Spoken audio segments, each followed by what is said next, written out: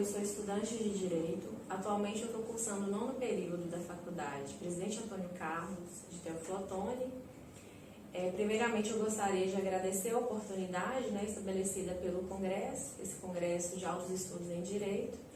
É muito bom ter sido aprovada com a submissão do meu artigo e parabenizar também o corpo técnico formado pelo Congresso, que são pessoas muito bem capacitadas, formadas em instituições renomadas, como a Federal do Rio de Janeiro, a Universidade do Estado do Rio, a PUC do Paraná, dentre outras instituições nacionais e internacionais.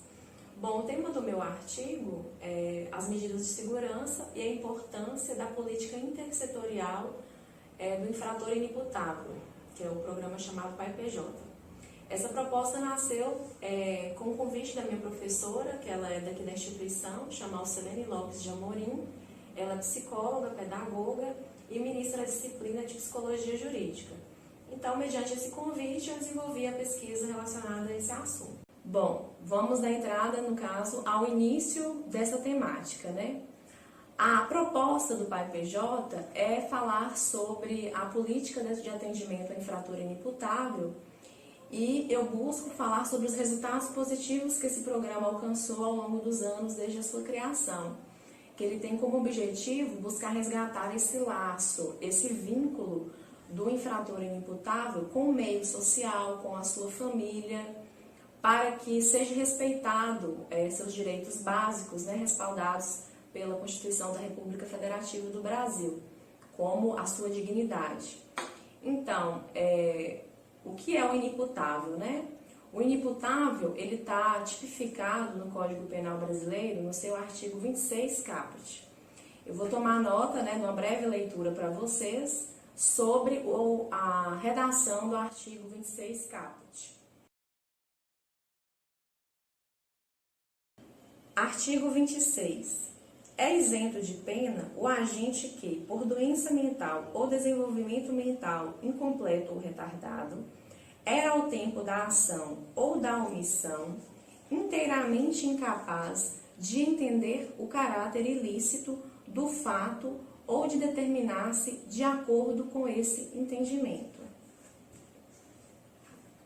Bom, feita essa leitura, a ideia da medida de segurança é justamente a aplicação dela à pessoa considerada inimputável.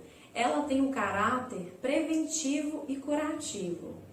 Então, o que determina a utilização da medida de segurança é o que eles chamam de periculosidade. Eles consideram o indivíduo possuidor de uma determinada periculosidade, então é necessário que se afaste esse indivíduo do meio social, que ele saia desse contato porque ele representa um risco àquelas pessoas, à coabitação no meio social.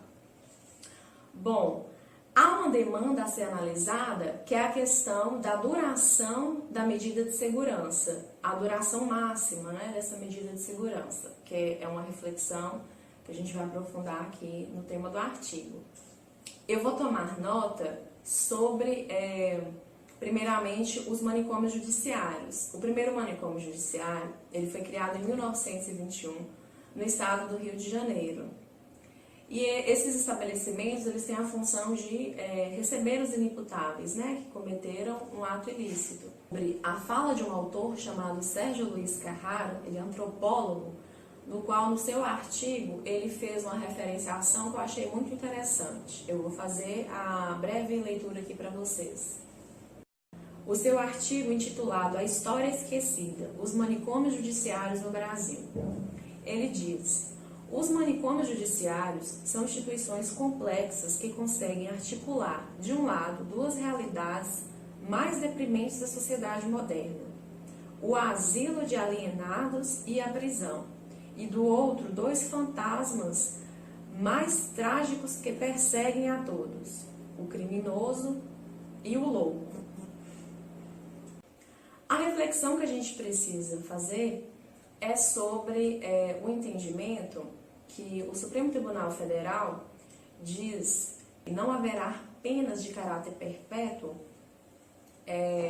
diz que a falta da limitação do tempo máximo da duração dessa medida de segurança vai contra uma norma constitucional. Porque se o indivíduo considerado normal tem um limite máximo de pena aplicável, que são 30 anos, de acordo com o Código Penal, porque o indivíduo considerado inimputável é por tempo indeterminado. Então, diante desse entendimento, o STF fez a seguinte disposição. Eu vou tomar nota para vocês. A prescrição da medida de segurança deve ser calculada pelo máximo da pena cominada ao delito cometido pelo agente, ocorrendo o marco interruptivo do prazo pelo início do cumprimento daquela, sendo certo que deve perdurar enquanto não haja cessado a periculosidade do agente, limitada, contudo, ao período máximo de 30 anos, conforme jurisprudência pacificada no STF. Feita essa observação, o STJ criou a súmula 527 para pacificar esse entendimento dito sobre a duração máxima da pena, da medida de segurança, que ela deve durar o tempo da pena abstratamente aplicada ao delito cometido e não pode exceder o prazo de 30 anos. Sendo assim, para conseguir respeitar os princípios básicos da isonomia e da proporcionalidade da aplicação da punição. Feito esse entendimento sobre a duração máxima da medida de segurança, eu vou passar para a explicação sobre o programa PAI-PJ. O PAI-PJ, que é o Programa de Assistência Integral ao Paciente Judiciário Portador de Sofrimento Mental, ele nasceu através de uma portaria conjunta, número 25, no ano de 2001, e ele foi criado inicialmente pela iniciativa de estagiários da Faculdade Newton Paiva de Belo Horizonte, onde eles pegavam processos criminais de sujeitos inimputáveis que cometeram crimes.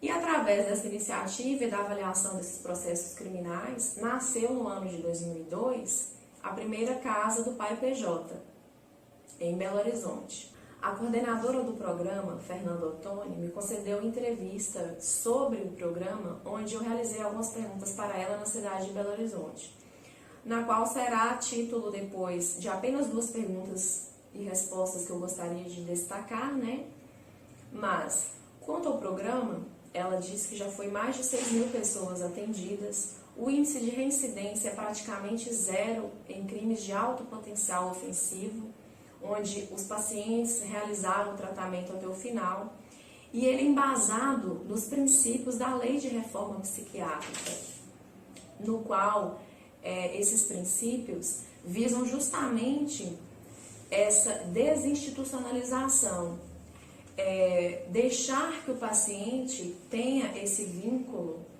e esse resgate com os seus familiares, que ele não seja isolado do seu convívio.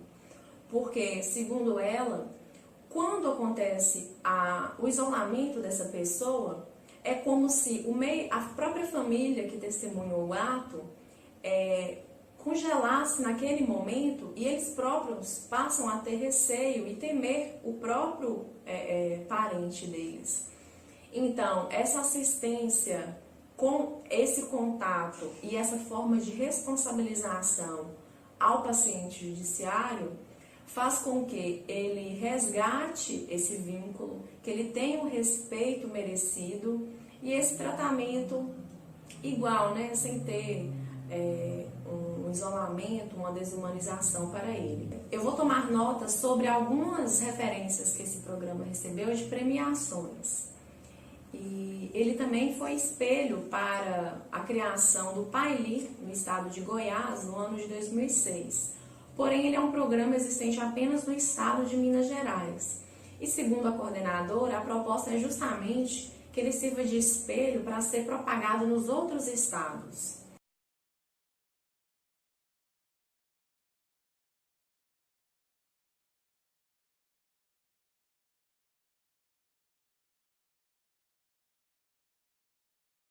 Dentre outras premiações, né, e destaques que esse programa recebeu, ele continua funcionando com esses profissionais da área de assistência social, psicologia, direito.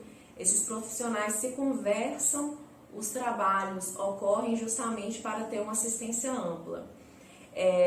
Esses sujeitos inimputáveis, esse paciente judiciário, hoje ele pode participar de uma audiência, ser ouvido pelo juiz, o que antes não acontecia, eles não eram ouvidos pelos juízes, eles eram ouvidos apenas pelos peritos. E esse contato faz com que ele se responsabilize, que ele entenda que ele cometeu um ato errado, que existem consequências para aquilo, e na singularidade da compreensão, ele possa perceber que a família sabe que existem consequências para esse ato, e aos poucos ele consegue se reinserir na sua singularidade no meio social. A importância desse programa é justamente o resgate do laço ao paciente para que ele tenha, né, o respeito e a sua dignidade preservada. Quanto às perguntas que eu fiz para Fernanda Ottoni, eu quero destacar uma especificamente que eu perguntei para ela o que é uma pessoa altamente perigosa, né? O que é um alto índice de periculosidade. E ela, as palavras dela aqui, ela não conhece, ela nunca viu. Que na literatura psiquiátrica, existe sim a definição para o sujeito perigoso, que é como se ele nascesse com a composição de ser mal. É o tido monstro social. Contudo, na prática, ela diz que existem situações perigosas, nos quais, independente do CID da pessoa, que é a Classificação Internacional de Doenças, seja ela inimputável ou normal, até um sujeito normal, diante de alto nível de estresse ou um trauma, ele é capaz de atos terríveis, né? Então, essa é a definição dela. E outra pergunta que eu fiz para ela, que eu vou tomar nota e da resposta que eu achei muito interessante. Quais seriam os benefícios do programa Pai PJ para a reinserção do portador de sofrimento mental no contato com a família e a sociedade? Resposta da doutora Fernanda Ottoni. O Pai PJ é considerado um dispositivo conector. Ele promove a conexão do paciente, o laço com o sistema de justiça, com o sistema de saúde, com a família, com a sociedade, através daquilo que ele nos entrega como sendo seu detalhe, sua condição, sua possibilidade.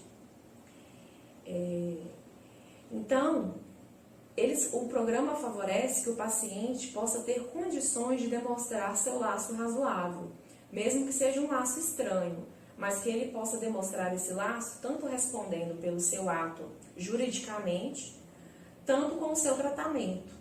Então, o maior benefício é talvez favorecer o laço social a partir das singularidades de cada um, que a cidade possa suportar a loucura de cada um. Nas palavras da coordenadora do programa, né, o tema desse trabalho desenvolveu para mostrar o quanto que esse programa é importante para essa forma de aplicação nas medidas de segurança, na forma do tratamento desse paciente judiciário e em todas essas conquistas dessas mais de 6.000 pessoas atendidas pelo programa e a conquista dela poder retornar à sociedade, poder trabalhar novamente, poder conviver novamente com seus familiares, é a maior prova de conquista, né, dos direitos básicos, os princípios basilares da Constituição da República do Brasil. Esse era o tema que eu tinha a partilhar. Eu agradeço a oportunidade e deixo meu abraço a todos.